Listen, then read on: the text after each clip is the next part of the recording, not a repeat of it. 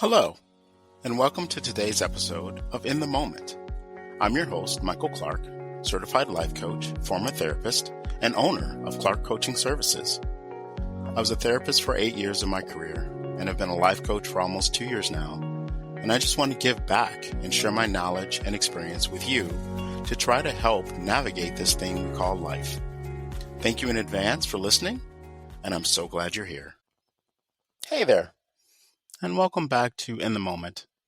I'm Michael Clark, certified life coach, former therapist, and someone who spent decades walking with people through the trenches of life, love, and everything in between. Today, I want to talk to you about romantic relationships, not the fantasy kind, but the real, everyday kind. The kind where you're figuring out how to feel seen, respected, safe, connected, and maybe just trying to keep it all together when life pulls you in a dozen directions. If you're a woman listening to this, maybe divorced, maybe dating again, maybe stuck in a marriage that feels like a business partnership, this episode is for you. But don't worry, I'll be talking to the men too. So whether you're craving more intimacy, tired of doing all the emotional work, or wondering if you're asking far too much in your relationship, this is your space. And by the way, you're most likely not asking for too much. Today, we'll talk through 5 pillars of what can set the foundation for a lasting relationship. 3 of these pillars were highlighted in a recent article that I read: communication, compromise, and making the relationship a priority. But I'm adding 2 more I believe that are essential: honesty and intimacy. Lots of intimacy. Together, these 5 build what I call the core foundation of a healthy relationship. Let's dig in. Pillar 1, communication. Let's start with the one of the most foundational pieces in any relationship: communication. And let's be real, many of the women I work with are already doing the emotional heavy lifting in the relationship.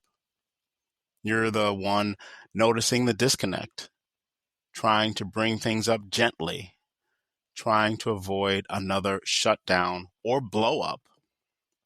I had a client consistently putting the needs of her spouse first, even at the sacrifice of her own emotional well-being. She hesitated constantly to bring up heavy emotional topics or even light ones, including simply how she was feeling, because she didn't want to make her spouse feel sad or angry. So I asked her, what is the worst that can happen? And she stated, he might pout and maybe not speak to me for a couple days. Okay, flip it and look at the positives. Enjoy the peace and silence for a few hours. I'm only halfway kidding about that. The main positive is getting your feelings out and opening a dialogue, which is good for a relationship. So when I talk about communication, I'm not just saying you need to fix anything. I'm saying you deserve a relationship where you're heard, respected, and safe to express what's real for you. And if that hasn't been your experience, you're not crazy, you're not needy, and you're definitely not alone. Healthy communication is mutual. It's not just about you learning to say it better. It's about both partners cultivating emotional safety, where you can speak your truth without backlash, without eggshells, and without feeling like you're too much. In coaching, I help women practice the following: advocating for your needs, speaking clearly without guilt, and using tools like mirroring and reflection. Books like Men Are From Mars, Women Are From Venus, and The 5 Love Languages remind us that communication styles differ, but that doesn't mean one person in the relationship has to do all of the adapting.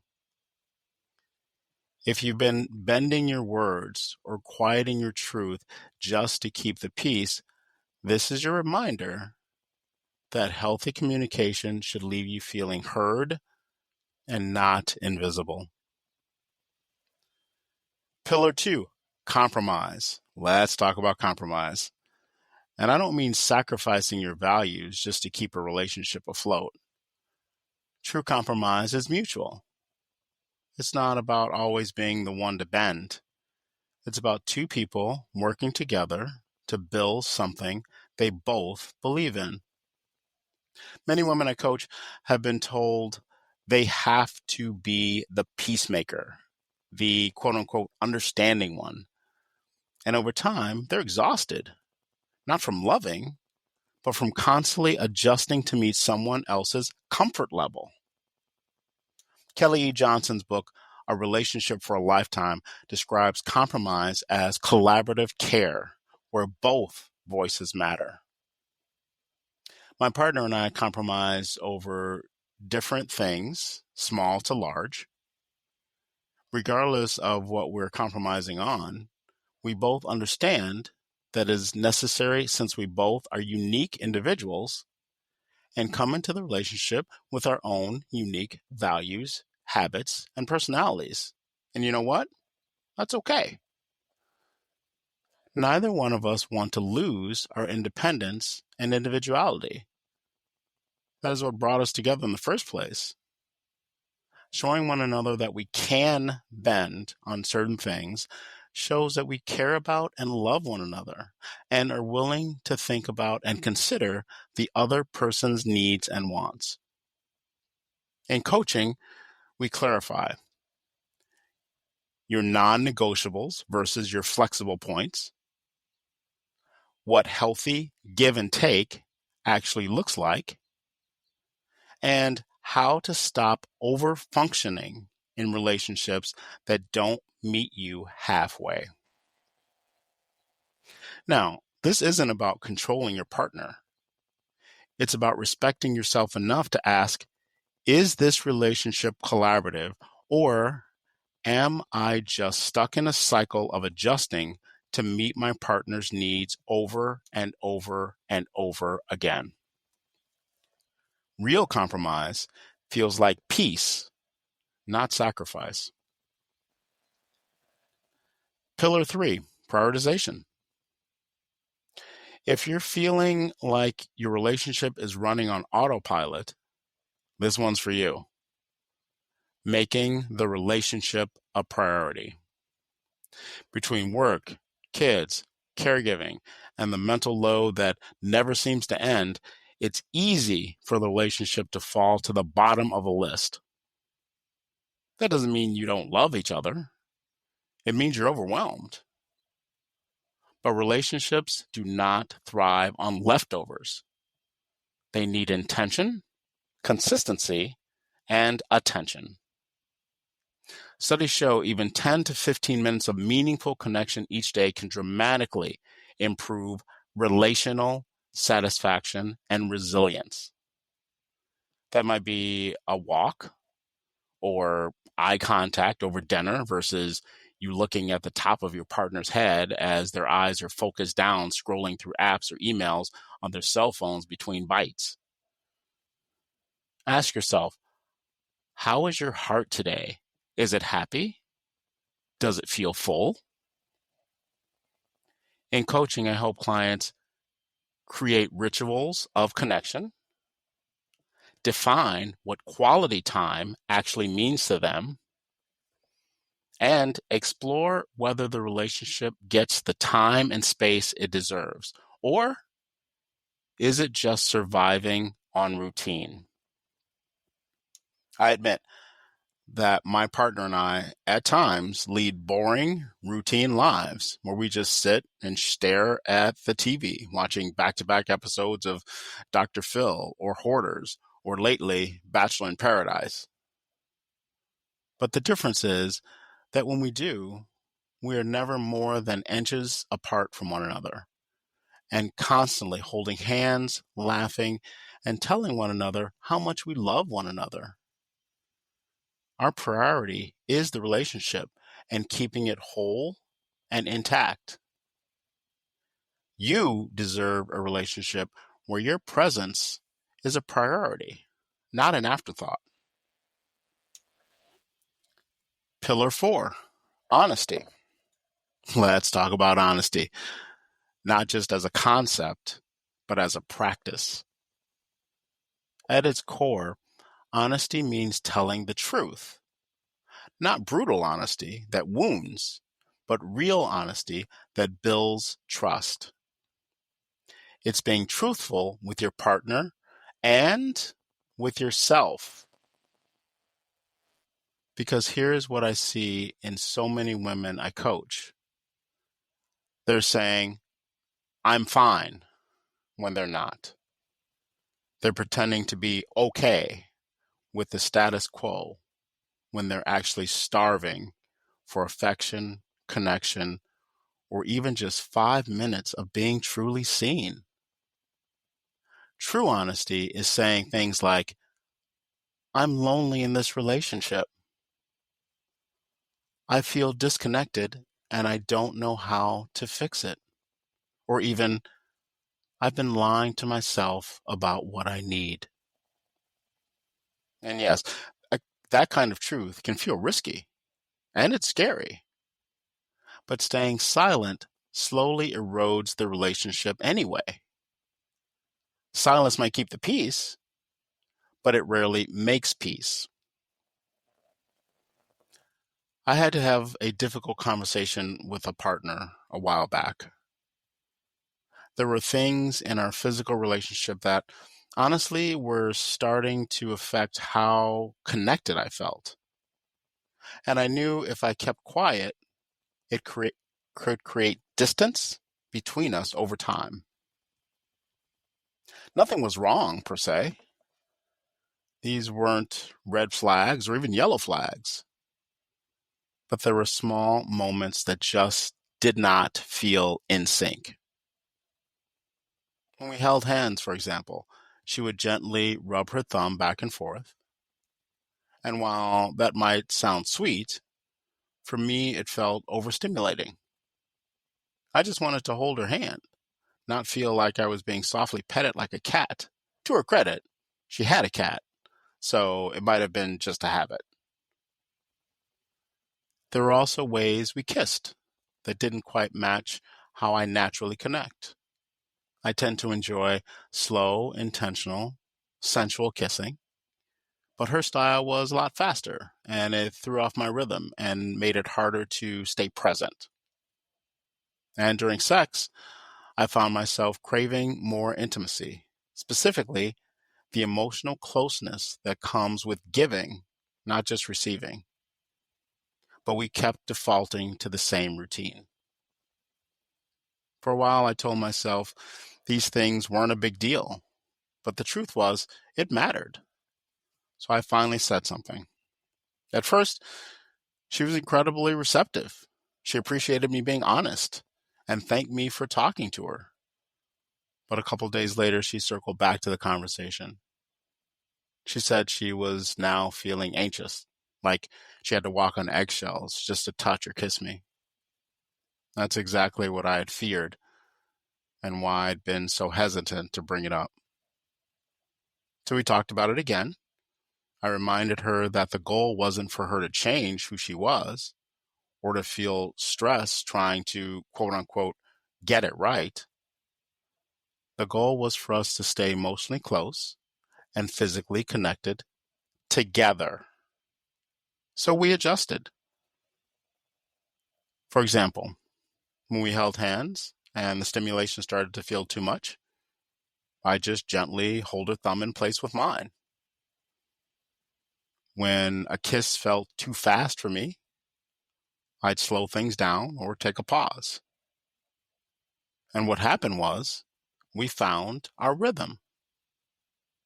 That conversation changed everything, not just physically, but emotionally. Was it scary? Oh, hell yes. But it was necessary. And because I was able to speak clearly, directly and with kindness, it brought us closer. And this is what I coach many of my clients on.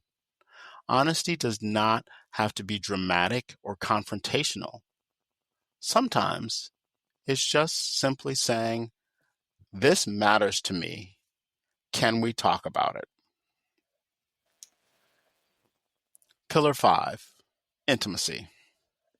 Let's talk about intimacy. And I don't just mean sex, though that matters too. I mean the kind of intimacy that includes emotional closeness, physical affection, tenderness, and safety. The kind where you feel known, not just touched.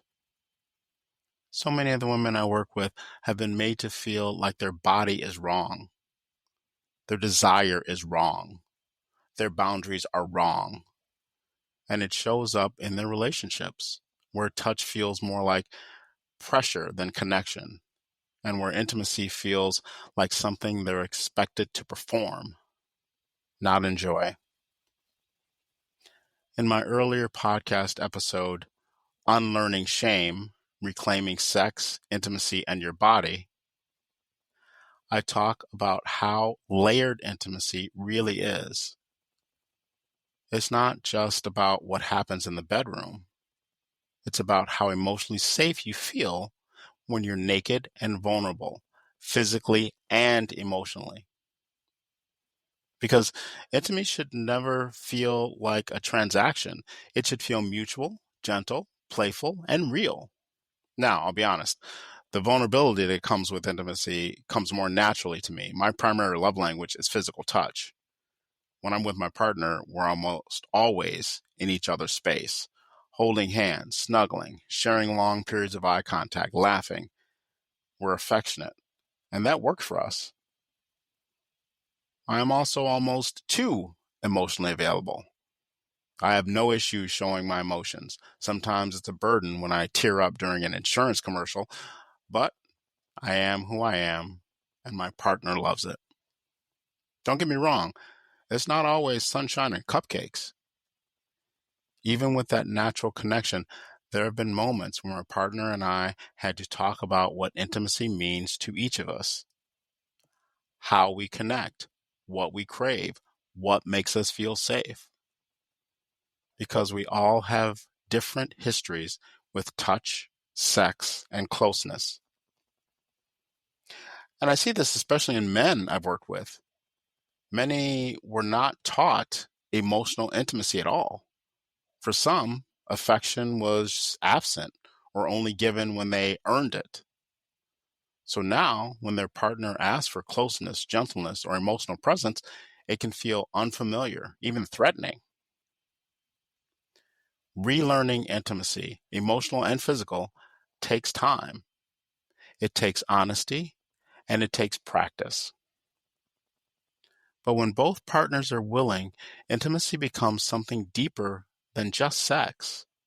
It becomes connection, comfort, a place you both want to return to and cannot get enough of, not something you have to tiptoe around or force.